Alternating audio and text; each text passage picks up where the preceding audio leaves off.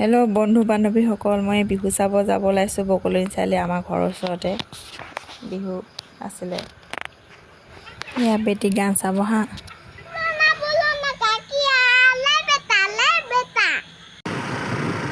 আমি ৰাস্তাত গৈ আছোঁ, হাজবেণ্ড আৰু মই পোৱালীখিনিৰ লগত গৈ আছোঁ ৰাস্তাত।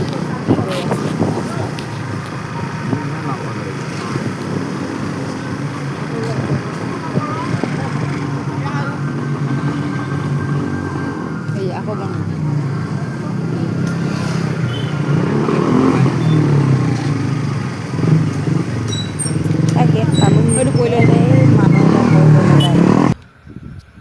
এয়া জুবিন দাৰ ফটো লগাই থৈছে।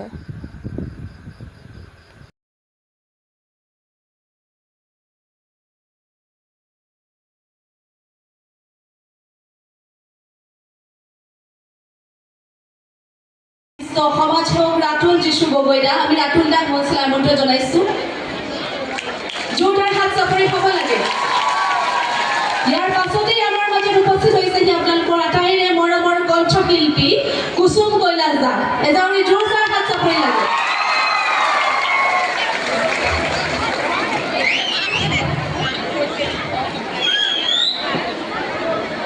কুসুম কৈলাশ দা আমাৰ মাজত উপস্থিত হৈছেহি। আমি তেখেতক মঞ্চলৈ আমন্ত্ৰণ জনাইছোঁ। আহিব অলপ অলপ গাই যাবগৈ হেনো।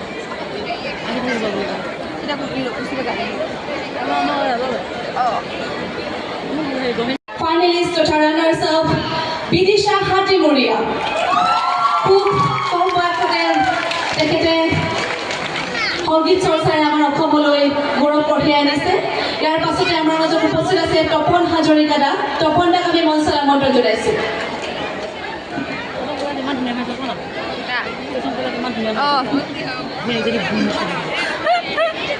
জোৰদাৰ হাত চাপৰি বিচাৰিছোঁ।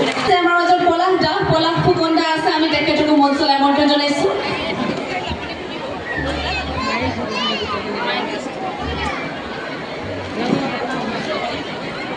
ৰাজা দা আমাৰ মাজত আছে, ৰাজা দা আছে আৰু লাটুমণি দা আছে।